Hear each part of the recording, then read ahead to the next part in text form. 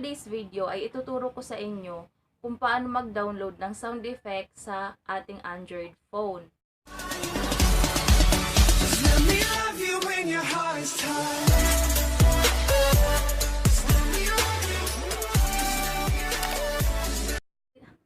Hi guys!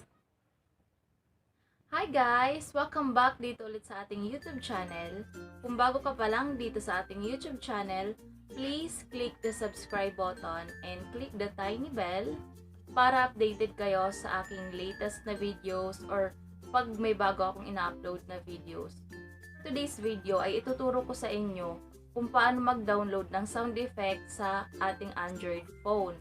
So, para to dun sa mga beginners pa lang like me na nagsisimula pa lang sa YouTube is hindi pa nila alam kung paano mag-download ng sound effect sa ating mga video. So, kung interesado ka sa video na to, please keep on watching. So, yung first step is punta kayo sa YouTube and then i-research nyo yung gusto nyong sound effect.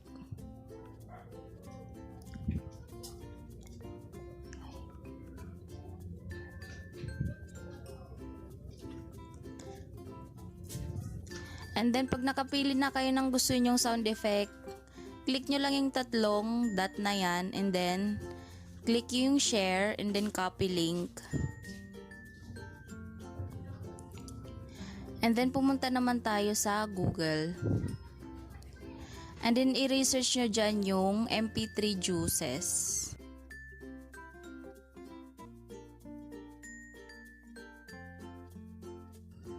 Then, paglabas yan, yung kinapin nating link doon sa YouTube, is yun yung ipipaste natin dito sa, sa website na to.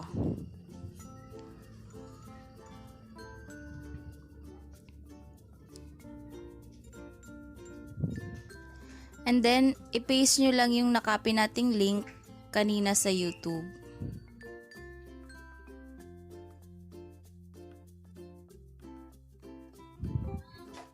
So, hintayin lang natin kasi medyo mabagal yung internet ngayon. Then, click download.